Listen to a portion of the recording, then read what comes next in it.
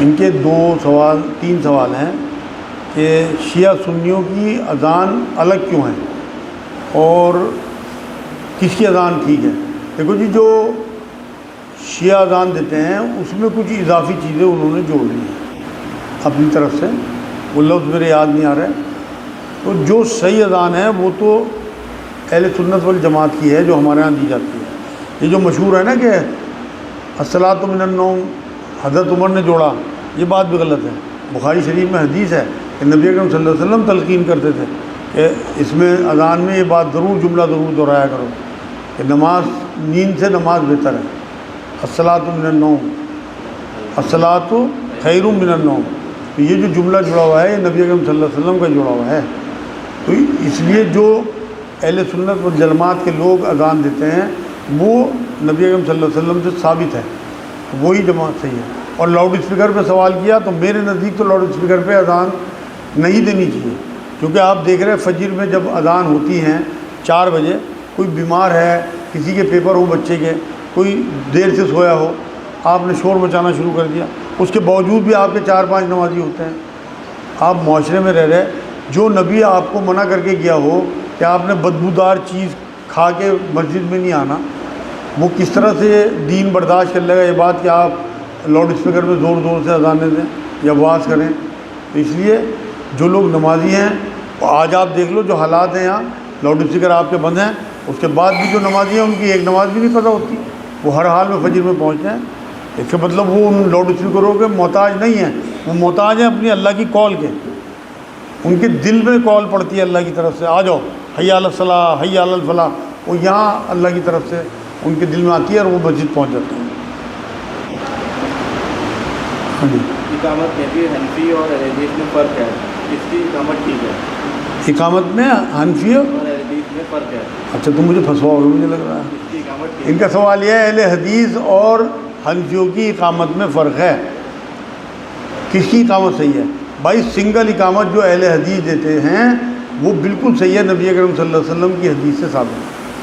میں نے آپ کو بالکل صاف بات بتا دوں، جو ہمارے ہاں اقامت میں ڈبل جیسے اذان میں ڈبل کہنا حضور کی سنت ہے، ہر جملے کو جو ڈبل کہا جاتا ہے، اللہ اکبر کو 4 بار کہا جاتا ہے، یہ سب نبی اکرم صلی اللہ علیہ وسلم کی سنت ہے۔ لیکن اقامت میں حی علی الصلاۃ حی علی الفلاح ایک بار کہہ کے تکبیر میں جو کہا جاتا ہے اس میں اہل حدیث کا ہی جو موقف ہے وہ صحیح ہے۔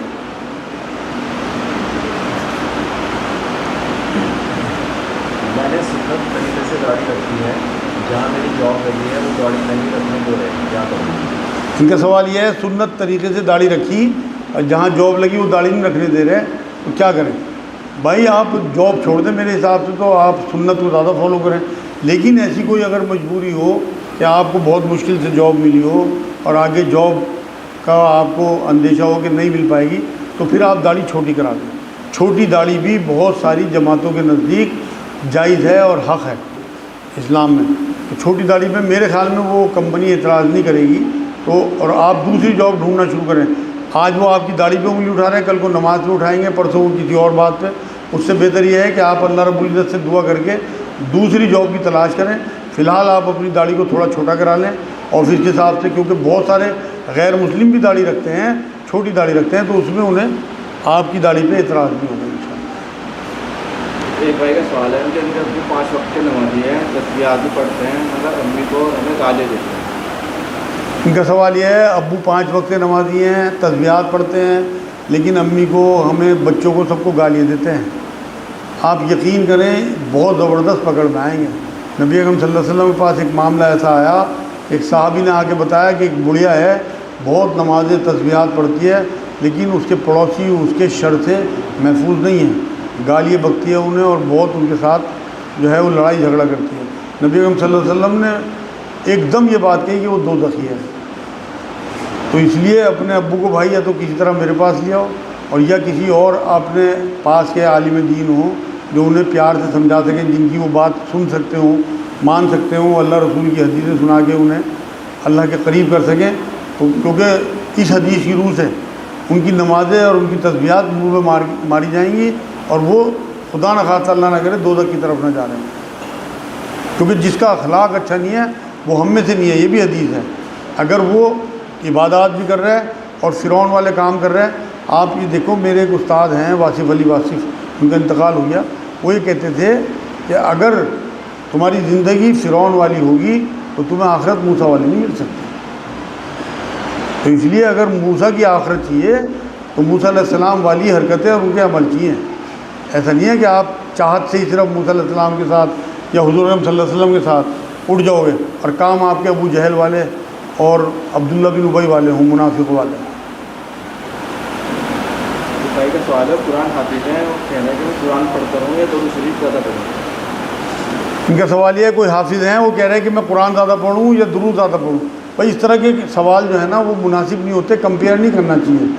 کیونکہ کلام پاک کے بارے میں نبی نے فرمایا تمہاری بخشش کرا دے گا اور قبر میں کھڑا ہو جائے گا تمہارے لیے گواہ بن کے. تو کلام پاک بھی بہت اہم ترین چیز ہے، اور درود جو ہے وہ ہمیں نبی صلی اللہ علیہ وسلم کا قرب دلائے گی جنت میں.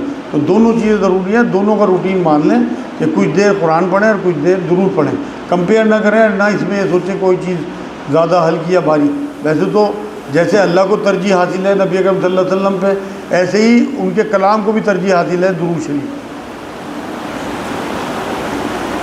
امام صاحب نماز میں غلطی کرتے ہیں، کیا بیویوں کے پیچھے نماز پڑھ سکتے ہیں؟ ان کا سوال یہ ہے، کوئی امام صاحب ہیں وہ نمازوں میں غلطی کرتے ہیں، کیا ان کے پیچھے پھر بھی نماز پڑھیں؟ بالکل پڑھ لیں، کوئی حرج نہیں ہے. اگر آپ کو اور کوئی مسجد ملتی ہے اور وہ امام صاحب غلطی سے اپنی توبہ نہیں کرتے تو آپ پھر کہیں اور نماز پڑھ لیں. کیونکہ نبی نے فرمایا کہ آخری زمانے میں ایسے امام ہوں گے جو تمہیں غلط نمازیں پڑھائیں گے، لیکن تم ان کے پیچھے نمازیں پڑھ لینا. غلط نماز پڑھانے کا وبال انہی پہ ہوگا. آج تمام مسجدوں میں آپ دیکھ لو اماموں کو معلومات ہی نہیں ہے، نہ معلومات کرنے کی کوشش کرتے ہیں، نہ لوگ ٹوکتے ہیں، جو مرضی غلطی کرتے رہیں، پتہ ہی نہیں ہے نبی کی نماز کیا تھی، یہی نہیں پتہ. حضور نے کیا فرمایا کہ میرے جیسی نماز پڑھو، جیسا مجھے پڑھتے تھے دیکھو ویسی نماز. ہمیں ہی نہیں پتہ کہ حضور کیسی نمازیں پڑھتے تھے. رفع دین اگر میں کر دوں نا یہاں پہ مسجد میں تو لوگ یہ سمجھیں گے تو کسی اور فرقے میں چلا گیا. اور نبی رفع دین نبی کی بڑی سنتوں میں ہے. ایسا نہیں ہے کہ بنا رفع دین کے نماز نہیں ہوگی، لیکن بڑی سنتوں میں رفع دین کرنا. اسے سمجھیں گے کہ یہ تو اہل حدیث ہو گیا، کسی اور فرقے میں چلا گیا، جبکہ حضور کے فرقے کا معاملہ ہے. تو اس لیے خود معلومات کریں.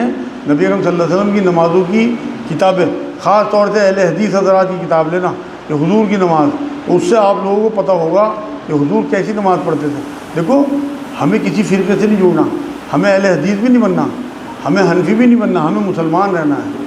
لیکن جہاں سے جو چیز ملے، حضور نے فرمایا حکمت جو ہے وہ مومن کی کھوئی ہوئی میراث ہے، جہاں سے ملے لے لو. تو اگر آپ کو وہاں سے کوئی چیز، میں نے خود اہل حدیث کی جب کتاب پڑھی نا اللہ کے رسول کی نماز سے متعلق، تو میرے رونگٹے کھڑے ہو گئے اس میں چیزیں پڑھ کے کہ ہماری اور ان کی نمازوں میں کتنا فرق تھا. میں نے بہت ساری چیزیں اپنی چینج کی اس کے بعد الحمدللہ. اب بھی میں مان لو اگر مسجد میں رفع دین نہیں کرتا تو میں گھر پہ کوئی نماز بنا رفع دین کی نہیں. ایسے تو مسجدوں میں 90% کرتا ہوں. کہیں دیکھوں کہ زیادہ شدت ہے، لوگ یہ سمجھنے لگیں گے کہ بھائی یہ پتہ نہیں اوروں کو نہ بگاڑ رہا ہو، تو وہاں میں قصداً رک جاتا ہوں رفع دین سے. ورنہ میں اپنے 90% مسجدوں میں رفع دین کرنے لگا. کیونکہ پہلے تو مجھے اپنے اللہ اور اس کے رسول کو خوش کرنا، لوگوں کو تھوڑی خوش کرنا، لوگ برا مانتے رہے. نبی نے فرمایا کہ لوگوں کو خوش کرنے کے لیے جس نے اللہ کو ناراض کیا تو اللہ تو ناراض ہو گئی، لوگوں کے دلوں سے بھی اس کی محبت ہٹا دے گا. اور اللہ کو خوش کرنے کے لیے جس نے لوگوں کو ناراض کیا تو اللہ تو خوش ہو گئی، لوگوں کے دلوں میں بھی اس کی محبت بھر دے گا. تو اس لیے ہمیں اللہ کو راضی کرنا ہے، رسول کو راضی کرنا ہے، نہ کہ لوگوں کو. امام سے جو ہے سہو یا غلطی اس طرح کی ہوئی جس پر سجدہ سہو لازم ہوتا ہے، تو نہیں کیا تو کبھی بھی نماز ہو گئی. ان کا سوال یہ ہے امام صاحب سے کوئی غلطی ایسی ہوئی کہ سجدہ سہو کرنا تھا لیکن وہ بھول گئے، تو کیا مقتدیوں کی نماز ہو گئی؟ بھائی اگر مقتدیوں کو پتہ ہے کہ ایسی غلطی ہوئی اور انہوں نے امام صاحب کو ٹوکا، اس کے بعد انہوں نے نہیں مانی، تو پھر آپ کو اپنی نمازیں دہرانی ہے. اور اگر امام صاحب نے مان لی تو وہ دوبارہ اپنی نماز دہرائیں گے اگر وہ سجدہ سہو کرنا بھول گئے. نماز نہیں ہوگی اس طرح سے. ہاں جی زور سے بتاؤ بیٹے. کسی کو رفع دین کرنے سے منع کریں گے تو کیا؟ ان کا سوال یہ ہے کیا رفع دین کرنا مطلب جو منع کرنا جو ہے وہ کیا گناہ ہے؟ بھائی بالکل آپ سنت سے اسے روک رہے ہیں، لیکن آپ کی نیت کے اوپر ہوگا. اب جیسے میں خود اپنے آپ کو روک لیتا ہوں کہ جہاں دیکھتا ہوں کہ بہت زیادہ شدت والے لوگ مجھے نظر آ رہے ہیں، حنفی حضرات ہوں یا اور جو اس طرح کی جماعتیں کہ جو رفع دین کو ٹھیک نہیں سمجھتی، دوسرے فرقے کا سمجھتی ہیں، تو میں خود اپنے آپ کو روک لیتا ہوں. تو وہاں آپ کی حکمت کام آئے گی، نیت کہ آپ کی انٹینشن کیا ہے. کیونکہ دیکھو ایک قرآن میں ایک واقعہ ہے موسیٰ علیہ السلام کا، جب وہ کوہ طور سے آئے نا اور آگے انہوں نے دیکھا کہ ان کی قوم شرک میں مبتلا ہو گئی، تو انہوں نے اپنے جو بھائی تھے ہارون علیہ السلام ان کی داڑھی پکڑ لی کہ تو نے کیا کیا ہے، میرے پیچھے تو نے نگرانی کیوں نہیں کی ان کی. تو ان کا جملہ جو ہارون علیہ السلام کا قرآن میں مینشن ہے نا وہ یہ ہے کہ میں اگر انہیں روکنے کی کوشش کرتا تو تفرقہ اور فساد پھیل جاتا ہے. تو ایک نبی نے تفرقہ اور فساد برداشت نہیں کیا، شرک برداشت کر لیا. شرک کی اصلاح ہے لیکن تفرقے اور فساد کی اصلاح نہیں ہے. تو ہم اگر فساد پھیلاتے ہیں نا رفع دین کے ذریعے تو ہماری اللہ کے یہاں پکڑ ہو جائے گی. آپ پیار سے محبت سے کسی کو کنونس کر سکو تو بہت اچھی بات ہے، ادروائز کرنے دیں.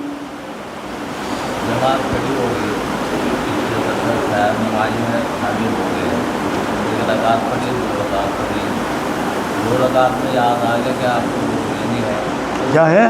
دو رکعت پڑھنے کے بعد میں سر معلوم ہوا کہ تمہاری نہیں ہوئی، یاد آ گیا اس کے، تو وہ آپ کے جاتے رکھے نماز کو یا پیچھے ہٹتے؟ بڑا اچھا سوال ہے بھائی. ان کا سوال یہ ہے نماز میں پہنچے، یاد تھا کہ وضو ہے لیکن وہاں جا کے یاد آیا کہ وضو نہیں ہے، نیت باندھ چکے تھے، کیا کریں؟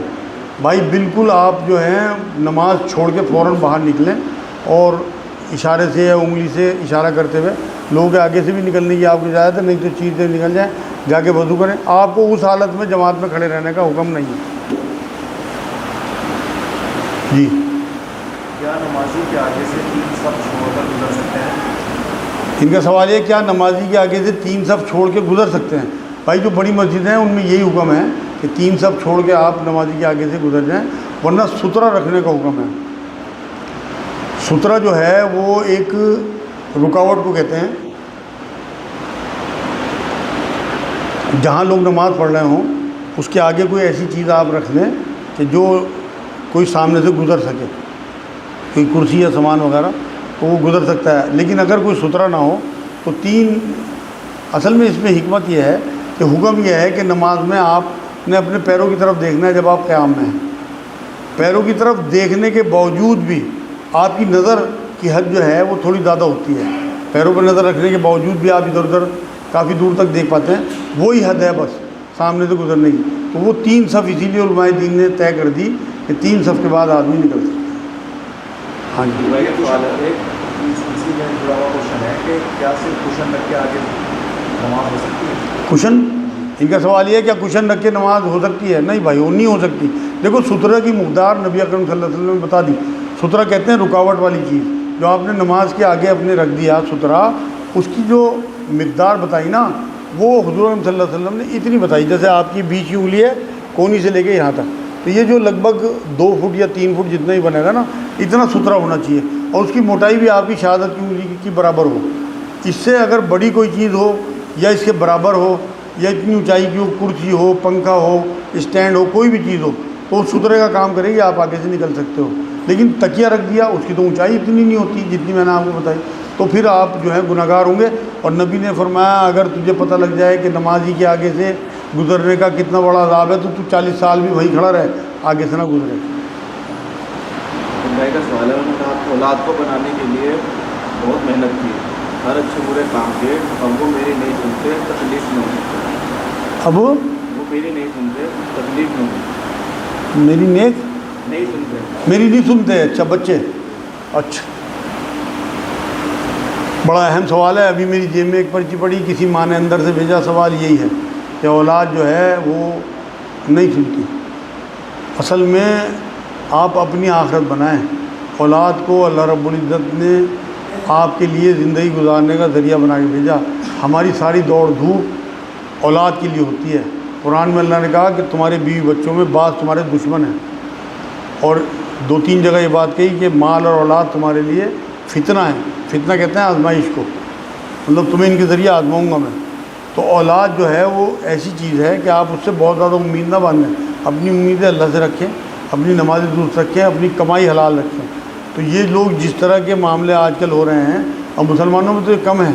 اور میں ابھی ایک فرد آشرم میں گھوم کے آیا ہوں دلی میں، اتنا برا حال ہے کہ بچے اور بچی اپنے ماں باپ کو چھوڑ جاتے ہیں، لینے نہیں آتے ہیں. وعدہ کر کے جاتے ہیں ہر ہفتے آیا کریں گے، 6 مہینے اور 1 سال ہو گیا. حالانکہ ایک بھی مسلمان وہاں نہیں تھا، کافی لوگ تھے وہاں لیکن سب غیر مسلم. تو مسلمانوں میں جہالت اتنی ہے، دین کی تعلیمات ہی نہیں ہے، تو اس لیے اپنے ماں باپ کی بے حرمتی کر رہے ہیں۔ نبی نے فرمایا کہ باپ جنت کا دروازہ ہے اور ماں کے پیروں کے نیچے جنت ہے۔ ایک اور بھی بات ہے، یہ آپ چیک کریں اپنے معاملے میں، جن صاحب کا سوال ہے کہ آپ نے کتنی حرمت کی ہے اپنے ماں باپ کی، کیونکہ یہ وہ کھیتی ہے کہ جیسا بو گے ویسا کاٹو گے۔ تو ایسا ممکن نہیں ہے کہ آپ جو ہیں وہ برا کرتے رہیں اپنے ماں باپ کے ساتھ اور وہ اللہ آپ کے آگے نہ لا کے رکھ دیں۔ تو اس لیے دعا کریں، اللہ سے توبہ کریں، انشاءاللہ آپ اللہ کے فرما بردار ہو جائیں، آپ کی اولاد بھی آپ کے فرما بردار ہو جائے گی۔ ہاں جی، نماز پڑھنے رہتے ہیں، جیسے 2 رکعت کی نیت باندھی ہے تو ہم نے پہلی مطلب جیسے ڈیسائڈ کرا تھا کہ پہلی رکعت کے اندر ہمیں سورہ فلق پڑھنی، دوسری میں سورہ ناس پڑھنی ہے۔ تو اگر ہم نے مقابلے میں پہلی والی کے اندر سورہ ناس پڑھ دی اور ہو گئی آگے والی، تو دوسری رکعت کے اندر ہم سورہ فلق پڑھ لیں تو ہو جائے گی ہماری نماز۔ ان کا سوال ہے کہ اگر ہم نے ترتیب خراب کر دی صورتوں کی تو کیا نماز ہو جائے گی؟ نماز تو ہو جائے گی لیکن سنت کے خلاف ہوگی۔ ترتیب سے صورتیں پڑھنا وہ سنت رسول ہے صلی اللہ علیہ وسلم، جہاں آپ نے غلطی سے پڑھا تو اس لیے کوئی حرج نہیں ہے، لیکن دہرایا نہ جائے، بار بار یہ غلطی نہ ہو، آپ ترتیب سے پڑھیں، کیونکہ حضور ترتیب سے ہی صورتیں پڑھتے تھے اور ترتیب ہمیں بتا کے گئے۔ اس کے اندر جیسے سورہ کوثر ہے، سورہ کوثر چھوٹی صورت ہے، ہم نے سورہ کوثر پڑھ دی پہلی اس کے اندر، اور ترتیب میں ہی ہم سورہ کوثر کے بعد ہی پڑھتے ہیں، لیکن بڑی صورت، ہے۔ ہاں اس سے کوئی فرق نہیں پڑتا۔ سنت تو یہی ہے کہ نبی اکرم صلی اللہ علیہ وسلم پہلے بڑی صورت پڑھتے تھے، اس کے بعد اس سے چھوٹی صورت پڑھتے تھے۔ یہ بھی خلاف سنت ہوگا لیکن نماز آپ کی تب بھی ہو جائے گی۔ تو اس لیے کوشش یہ کریں کہ سنتوں کے قریب رہیں۔ حضور کا معمول یہ تھا کہ پہلے بڑی صورتیں پڑھتے تھے، اس کی اگلی رکعت میں چھوٹی پڑھتے تھے۔ ہاں جی، لوگ کہتے ہیں سنت موقدہ چھوڑنا گناہ ہے، آپ کہتے ہیں گناہ نہیں ہے، یہ فرق کیوں ہے؟ کیا سوچ کے آئے؟ ان کا سوال یہ ہے کہ سنت موقدہ کہتے ہیں لوگ کہ چھوڑنا گناہ ہے، اور میں یہ بتاتا ہوں کہ بھائی گناہ نہیں ہے۔ دیکھو اصل میں فرق ہے سوچ کا۔ میں یہ مطلب مسلسل سنت موقدہ چھوڑنے کی بات نہیں میں کرتا، لیکن کبھی چھوٹ جائے تو گلٹ نہیں ہونا چاہیے، گلٹ ہونا چاہیے فرضوں کا، کہ آپ کا فرض نہ کوئی بھی چھوٹ جائے۔ میں آپ کو مثال دیتا ہوں، اصل میں بہت زیادہ شدت ہے ان چیزوں کو لے کے نا، یہ کیونکہ ظاہری چیزیں ہیں نا، نماز ہے، داڑھی ہے، یہ لوگوں کو نظر آتی ہیں۔ سنت موقدہ نبی اکرم صلی اللہ علیہ وسلم نے ہمیشہ پیر اور جمعرات کا روزہ رکھا، روایتوں میں ہے، اور مہینے کے 3 روزے رکھتے تھے۔ آپ کو یاد ہو 13، 14، 15 کے روزے مشہور ہیں، آپ نے سنی ہوگی، سنت موقدہ ہیں۔ آپ نے کبھی سنا کہ اس کے چھوڑنے والوں کو گناہ ہوگا؟ کوئی نہیں کہتا۔ ابھی سنی یہ بات، سنت موقدہ ہی ہیں وہ بھی، نبی کبھی نہیں چھوڑتے تھے۔ اسی طرح سے نبی اکرم صلی اللہ علیہ وسلم نے کبھی زکوٰۃ واجب ہی نہیں ہونے دی۔ آپ تو 2.5% زکوٰۃ کو فرض سمجھتے ہو نا۔ سنت موقدہ ہے کہ اپنا تمام مال جو آپ کی اپنی ضرورت کے بعد بچے بانٹ دو، اسے کوئی سنت موقدہ نہیں کہتا۔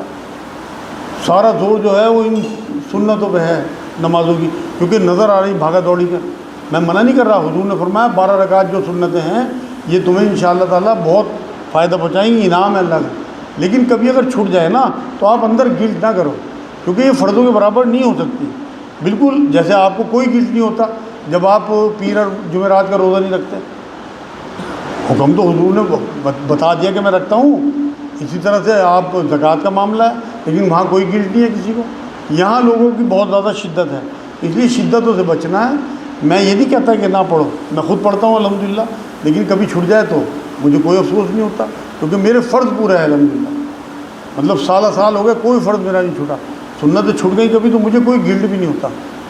آپ کے گلٹ نکالنا چاہتا ہوں میں اندر سے، جو لوگوں نے آپ کے اندر گلٹ پیدا کر دیا نا، اب آپ کو یہ کہہ دیا کہ بھائی کوئی بھی کام ایسا کہ تم کیک کاٹو گے تو پتہ نہیں کیا ہو جائے گا، یہ گلٹ ہے۔ حضور نے تو کہیں نہیں فرمایا کہ آپ برتھ ڈے نہ مناؤ یا کیک نہ کاٹو، اور بہت ساری چیزیں اس سے میں ریلیٹڈ اگر لیکچر دینا شروع کر دوں 1 گھنٹہ گزر جائے۔ تو آپ کو اپنے اندر سے گلٹ نکالنا ہے۔ حضور کے بارے میں قرآن یہ کہتا ہے کہ یہ تمہارے بوجھ اور طوق اتارنے کے لیے آئے ہیں، اور ہم نے خود بوجھ اور طوق ڈال لیے، فلاں رسم، فلاں چیز، فلاں اس کے بنا یہ نہیں ہوگا، اس کے بنا نہیں۔ ان چیزوں سے بچو اور سوال لکھ کے لاؤ۔ آپ یقین کرو میں آپ ہی کے لیے بیٹھا ہوں یہاں۔ آپ کے دماغوں میں جو چیزیں دین کے لگتا ہے کہ دین کے خلاف ہوں گی اور دین کے خلاف نہیں ہیں، تو آپ اللہ کے یہاں پکڑ میں آ جاؤ، اللہ کی رحمتوں سے فائدہ اٹھاؤ۔ جو آپ کے سفر ہوں ان میں ملا کے نمازیں پڑھو، ان میں نماز قصر کرو، اس میں سنتیں بالکل نہ پڑھو، روزے بالکل نہ رکھو سفر میں، جو حکم قرآن کے ہیں اگر آپ اسے مانو گے تو آپ اللہ کے قریب ہو جاؤ گے، اور اس کی مثال میں آپ کے سامنے ہوں الحمدللہ۔ آپ خود پڑھو گے تو آپ کو بالکل اس بات کا اندازہ ہو جائے گا کہ دین کتنا آسان ہے۔ خود نبی یہ فرما کے گئے کہ میں دین حنیفی لے کے آیا ہوں، تو یہ چیزوں کو آسان کرنے والی بات ہے۔ ایک بھائی کا سوال ہے، انہوں نے LLB پورا کر لیا ہے، پریکٹس شروع کر رہے ہیں، کوئی نصیحت کر دی؟ LLB پورا کر لیا، اب پریکٹس شروع کر رہے ہیں، کوئی نصیحت کر دیں؟ بھائی سب سے بڑی نصیحت تو یہی ہے کہ آپ اپنے نام کا لحاظ رکھنا۔ وکیل جو ہے نا وہ اللہ کے صفاتی ناموں میں سے ہے، اللہ بھی وکیل ہے۔ تو آپ اگر اپنی اس پیشے کی قدر کریں گے، اس میں جھوٹ کو ملوث نہیں ہونے دیں گے، اور جو پریشان حال اور مجبور لوگ ہوں گے ان کی قدر کریں گے اور ان کا ساتھ دیں گے، تو میری نصیحت یہی ہے آپ کے لیے کہ تبھی آپ پریکٹس کریں، ورنہ کچھ اور کام کر لیں، کیونکہ سب سے زیادہ جھوٹ اور دھوکہ اسی لائن میں ہے۔ جھوٹے کاغذوں پہ دستخط، معصوم لوگوں کو پھنسانا، جو لوگ مطلب جنہوں نے جرم نہیں کیے انہیں جیل بھجوا دینا، ان کی ضمانتوں میں روڑے اٹکانا، انہیں باہر نہ نکلنے دینا، وکیلوں کے یہ سارے دھندے ہیں۔ تو میری نصیحت آپ کے لیے یہی ہے کہ آپ اگر ان چیزوں سے بچ سکتے ہو، برکت روزی میں آپ کی اللہ ڈالے گا۔ آپ تھوڑی سی کما لو گے اسی میں برکت ڈال دے گا، کیونکہ چیز بات کثرت کی نہیں ہوتی۔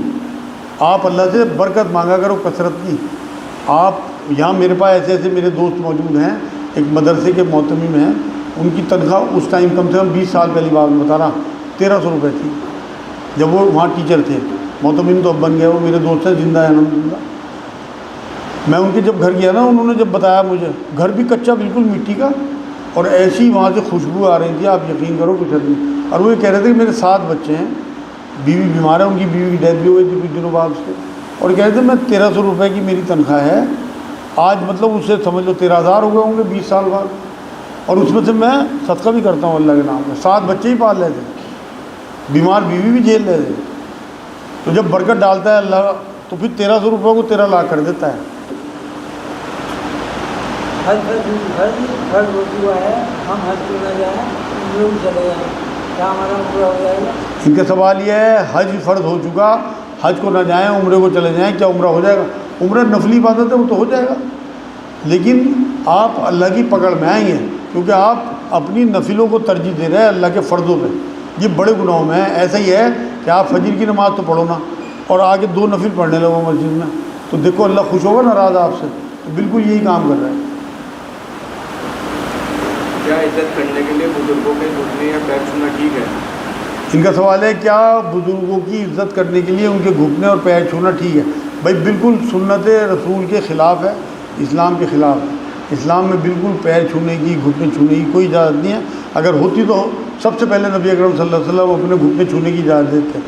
جب پیڑوں کو، اونٹوں کو سجدہ کرتے ہوئے دیکھا صحابہ نے، تو آگے تڑپ کے حضور صلی اللہ علیہ وسلم کے پاس آئے اور یہ کہا کہ حضور ہماری بڑی طبیعت چاہتی ہے کہ ہم آپ کو سجدہ کریں۔ ایسی محبت تھی، تبھی تو نبی نے فرمایا تھا کہ میں مطلب مخلوق کو سجدہ کرنے کی اجازت نہیں دیتا کسی مخلوق کو، اگر دیتا تو عورت کو دیتا کہ اپنے مرد کو سجدہ کرے۔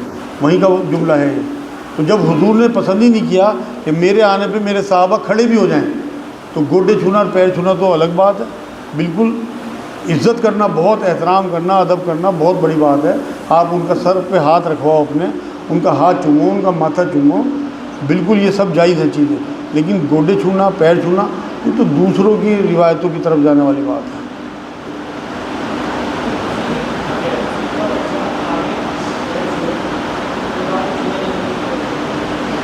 مسلم کا بچہ آگے پیر چھوئے تو کیا کریں؟ ان کا سوال ہے کوئی غیر مسلم کا بچہ آگے پیر چھوئے تو کیا کریں؟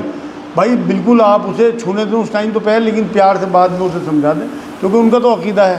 اصل میں حساب جو ہے نا وہ آپ کو اپنے دن، اگر آپ یہ چاہ رہے ہیں کہ میرے پیر چھوئے، پھر تو آپ کی پکڑ ہو گئی اللہ کے ہاں۔ اگر آپ کی انٹینشن نہیں ہے اور ان کے روٹین میں ہے، انہوں نے آگے پیر چھو بھی دیا آپ کے، اور آپ کو کوئی فرق نہیں پڑا، کسی قسم کا کوئی تکبر آپ کے دل میں نہیں آیا اور آپ کی چاہت بھی نہیں تھی، تو آپ کی کوئی پکڑ اللہ کے ہاں نہیں ہے۔ ان کا تو عقیدہ، ان کے ساتھ تو اللہ حساب لے گا۔ تہجد کی نماز، عشاء کی نماز کے بعد کسی بھی ٹائم ادا کر سکتے ہیں، تو اس کے بعد ہم جیسے ہم رات کو دیر تک کام کرتے ہیں تو اس کے بعد ہم کام کر سکتے ہیں، اس کے بعد سونا ہی۔ ان کا سوال یہ تہجد کی نماز عشاء کے فوراً بعد ادا کر کے کام میں لگ جائیں یا اس کے بعد سونا ضروری ہے؟ تہجد کی نماز کے بعد، بھائی عشاء کی نماز کے بعد تہجد کے لیے سونا ضروری ہے۔ تہجد کی نماز کے لیے آپ کا سونا شرط ہے، یہ ابھی حضرت عائشہ رضی اللہ تعالیٰ عنہ کی ابھی حدیث آئی نا کہ حضور شروع کی رات میں سو جاتے تھے، آخری پہر میں اٹھ کے نماز پڑھتے تھے. تو آپ الٹا کر لو، عشاء کی نماز پڑھی اور اپنا کام شروع کر دیا. جتنی دیر تک آپ کو نیند آئے کام کرتے رہے. نیند کا ٹائم ہوا، وضو کرا اور نماز پڑھی تہجد کی اور وطر پڑھے اور سو گئے، تو آپ سنت رسول پہ آ جاؤ گے. یہ جو بیٹھے نماز میں بیٹھے ہیں، تقریر ہو رہی ہے، آپ کی بات کرتے ہیں، نماز جب تک ہوئی اور بیٹھے بیٹھے فون پہ دیکھ کے ہم لوگ جو آپ ہم لوگ ہو جاتے ہیں، گھنٹے میں جاتے ہیں، سمجھ گیا میں. ان کا سوال یہ ہے کہ نماز کے انتظار میں بیٹھے، دین کے کسی مجلس میں بیٹھے، ابھی نماز ہونے والی ہے، ہم نے وضو کر رکھا اور ہمیں خراٹے آنے لگے، آنکھ لگ گئی، تو کیا وضو رہے گا؟ ٹوٹ جائے گا؟ ٹوٹ جائے گا بھائی. اگر آپ اتنے کانشیس ہو کہ آپ کو پتہ ہے کہ میری آنکھیں میچی ہوئی ہیں اور میں وضو سے ہی ہوں، ہلکی پھلکی اونگ آ گئی آپ کو، تو کوئی فرق نہیں پڑتا. لیکن جس طرح کی بات آپ بتا رہے ہیں کہ خراٹے لے لیے، تو پھر آپ کی جو ہے وہ وضو گئی. لیکن اس میں بھی نبی اکرم صلی اللہ علیہ وسلم مستثنیٰ تھے. حضور اکرم صلی اللہ علیہ وسلم وضو کرنے کے بعد، نماز پڑھنے کے بعد لیٹ جایا کرتے تھے، اور صحابہ لکھتے ہیں کہ ہم نے حضور کو خراٹے لیتے ہوئے سنا، اور اس کے بعد پھر حضور اٹھ کے نیت باندھ لیا کرتے تھے. لیکن یہ حضور کے لیے خصوصیت تھی کہ نیند سے بھی ان کی وضو نہیں ٹوٹتی تھی. لیکن عام انسان جیسے ہم لوگ ہیں، ہماری نیند سے وضو ٹوٹ جاتی ہے، تو اس لیے دوبارہ وضو بنانی چاہیے. ہاں جی. چاہیے آپ میں داہنے پیر کے پنجے کو قبلہ رخ کرنے کی کیا؟ عطیات میں دائیں پیر کے پنجے کو قبلہ رخ کرنے کی کیا بات؟ بھائی پورا کا پورا جسم ہی آپ کا قبلہ رخ ہونا چاہیے. لیکن عطیات میں کیونکہ پیر موڑنے حکم ہے اور ایک پیر کھڑا کرنے کا حکم ہے، تو وہ قبلے کی طرف جاتا ہے. لیکن یہ ان لوگوں کے لیے ہے جو کر سکتے ہوں. جو لوگ مجبور ہیں، میرے جیسے ہیوی لوگ ہیں، ان سے ٹانگ نہیں اس طرح کھڑی ہو سکتی، تو وہ جان بوجھ کے اپنے اوپر جبر نہ کریں کہ ان کے پیروں میں درد رہنے لگے. جس طرح سے انہیں سہولیت ہو، جو بھی آپ پوزیشن بنا سکتے ہوں، مطلب سنت طریقے سے، وہ ہو. نماز میں کھڑے ہوئے ہیں، بہت سے لوگ وہاں پیر اٹھا جاتے ہیں، چلے جاتے ہیں، اور کپڑے صحیح کرے جاتے ہیں، کرے جاتے ہیں، تو نماز صحیح ہو جائے. ان کا سوال یہ ہے نماز کی حالت میں حرکتیں کرنا کیا ٹھیک ہے؟ بھائی بالکل غلط ہے، نماز ان کی باطل ہو جاتی ہے. میں نے اکثر دیکھا برابر میں کھڑے ہوئے لوگ جو ہے کبھی آستینیں صحیح کر رہا ہے، کبھی اوپر کھینچ رہا ہے، کبھی کھجا رہا ہے، کبھی پسینہ اپنا گرا رہا ہے، کبھی وضو کا پانی گرا رہا ہے، کبھی کھجا رہا ہے الٹے سیدھے طریقے سے. یہ سب دوسروں کی بھی نمازیں خراب کرنے والی بات ہے. اس کی تو پکڑ نہیں ہوگی، لیکن اس کی پکڑ ہو جائے گی. ایک دو حرکتیں کبھی آپ کو خارج آ جائے، زیادہ مجبوری ہے، ورنہ آپ یہ دیکھو نا، آپ کا دھیان ہی کہاں رہا نماز میں. نماز خشوع خضوع کیا ہے؟ خشوع خضوع یہ ہے کہ آپ توجہ کے ساتھ اللہ کی طرف رجوع کر کے اپنے آپ کو تب نماز پڑھیں. آپ یہ دیکھیں کہ کیا فرمایا حضور صلی اللہ علیہ وسلم نے. جب احسان کا پوچھا گیا، جبرائیل علیہ السلام نے انسانی شکل میں آ کے جب 3 سوال کیے تھے، اس میں جو ایک سوال تھا وہ یہ بھی تھا کہ حضور احسان کیا ہے؟ تو نبی نے فرمایا کہ اس طرح عبادت کر کہ جیسے تو اللہ کو دیکھ رہا ہے، ورنہ وہ تو تجھے دیکھ ہی رہا ہے. تو اگر آپ اس طرح نماز نہیں پڑھ رہے کہ آپ کوئی تصور نہیں ہے کہ اللہ مجھے دیکھ رہا ہے، تو آپ کی کیا نماز ہوئی؟ تو اس لیے اگر اس تصور کے ساتھ آپ نماز پڑھ لیں تو آپ کو کوئی خارج نہیں آئے گی. میں نے اکثر، مجھے جیسے خارج آئی نا، میں نے چاہا کہ میں نہ کھجاؤں، تو اللہ نے اس پہ قابو دے دیا. وہیں بھائی اگر ہم چاہیں کہ بھائی کھجانا ہی پڑے گا، تو پھر وہ شیطان کے وسوسے خیالات وہ بار بار خارج اٹھائے گا. لیکن اگر آپ نے اپنے اوپر قابو کر لیا تو پھر اللہ بھی آپ کا ساتھ دیتا ہے. ہاں جی.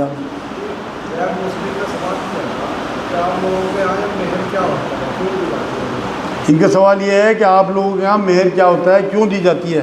مہر عورت کا حق ہے کہ اس نے جو حجاب و قبول میں ایک غیر آدمی کے ساتھ نکاح جو ہے اس کی حامی بھر دی، تو ایک انعام ہے مرد کی طرف سے عورت کو، یہ ایک گفٹ ہے. اور یہ ہمارے ہاں بڑا گندا رواج ہے کہ اسے معاف کرا لیا جاتا ہے. معاف نہیں ہوتا اس طرح سے. یہ تو قرآن نے کہا کہ اس میں سے کچھ عورت اپنی مرضی سے چھوڑنا چاہے. یہ تھوڑی کہ آپ کمرے میں گھسے اور آپ نے مہر معاف کرا لیا. اللہ سے کیسے معاف کراؤ گی چیزیں؟ اگر اسی حالت میں آپ کی ڈیتھ ہو گئی اور اس نے دل سے معاف نہ کیا ہو، اسے معلومات ہی نہ ہو صحیح، تو وہ تو آپ تو اس کے قرضدار ہے. اس کی ڈیتھ اگر ہو گئی اسی بنا مہر دیے تو آپ تب بھی پھنس گئے، آپ کی ڈیتھ ہو گئی تب بھی آپ قرضدار مرے. اور یہ میں آپ کو بتا دوں قرضدار کی جنازے کی نماز پڑھانے سے حضور نے منع کر دیا تھا. تو اس لیے اپنی بیویوں کے قرض اتار دو، چاہے جتنی آپ کی کم حیثیت ہو. جو آپ کے مہر بندے ہوئے ہیں آج ہی جا کے اپنی بیویوں کو دینا. جب میں نے یہ بات ایک بزرگ میں نے بھی نہیں دی تھی، میں نے بھی معاشرے کا وہ حساب کیا تھا، کیونکہ میری شادی کو تو اب سن 87 کی ہوئی ہے، 37 سال ہو گئے ہوں گے، 38 سال. تو جب مجھے یہ بات کسی بزرگ نے بتائی نا، جب میں اس لائن میں آیا تو میں نے اسی رات جس دن سنی اسی دن جا کے 10,000 مہر بندے تھے کہیں سے بھی لایا میں، چاہے میرے پاس اس ٹائم تھے بھی نہیں شاید. پھر میں نے ارینج کر کے اسے اپنے مہر دیے اسی ٹائم. میں کیوں قرض دار مروں گا بھائی؟ تو اس لیے جو بھی آپ کی حیثیت ہو فوراً. آپ ابھی دیکھو نا اپنے بچے کے موبائل کے لیے مانگتے پھرو گے تو اسے 20,000 کا موبائل دلانا. آپ کی بیوی کے اگر مہر 10-15 ہزار بندے ہوئے ہیں فوراً مانگ کے اس کے مہر اتار دو. ہاں جی.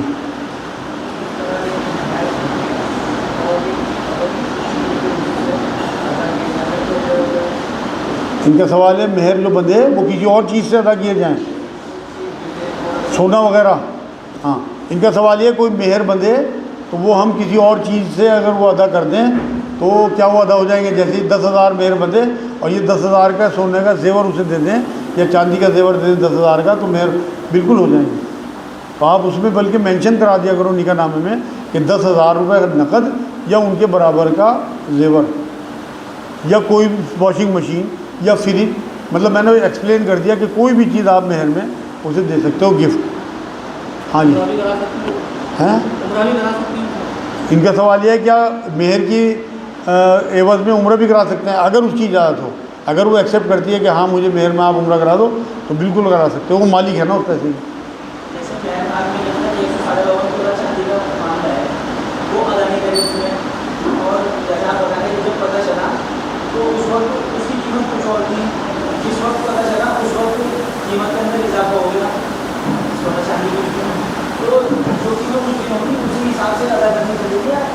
ان کا سوال یہ ہے مہر کی قیمت اس وقت کے حساب سے ادا کریں یا آج جب عقل آئی جب اس کے حساب سے ادا کریں؟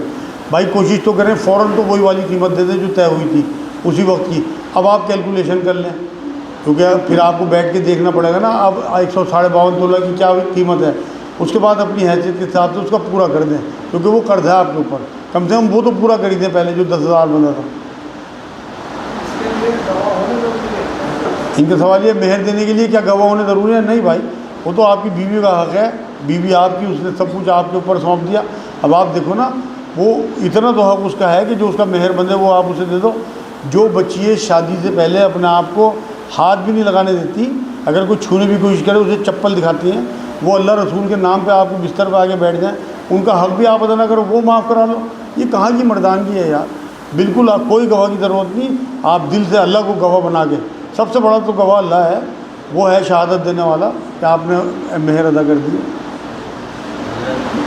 بہت سے ایسا ہوتا ہے ان کا سوال یہ ہے کہ بہت سے ایسے ہوتے ہیں کہ ہمت نہیں ہوتی ایک بار دینے کی، تب قسطوں میں دے دیں. بالکل آپ اپنی بیوی سے کمپرومائز کر لیں اس طرح کا اور طے کر لیں کہ میں اتنی قسطوں میں تمہیں دے دوں گا. بالکل دے سکتے ہیں لیکن پہلے طے کر لیں یہ معاملہ. ہمارے یہاں تو لکھوا لیا جاتا ہے کہ فوراً دیں گے یا بعد میں. ہم تو الحمدللہ اپنی فیملی کی بات میں بتا رہا، میں نے کسی بچے کو یہ نہیں کرنے دیا کہ بعد میں مہر دی جائیں فوراً، کیونکہ موت زندگی کا پتہ ہی نہیں آپ کیوں قرض دار مر رہے ہیں. حضور نے قرض دار کی جنازے کی نماز پڑھانے سے منع کر دیا اور یہ تک فرمایا شہید کے تمام گناہ معاف کر دیے جاتے ہیں سوائے قرض کے. تو قرض کو گناہ کہا نبی اکرم صلی اللہ علیہ وسلم اس حدیث کی روح سے. میرے خیال میں آج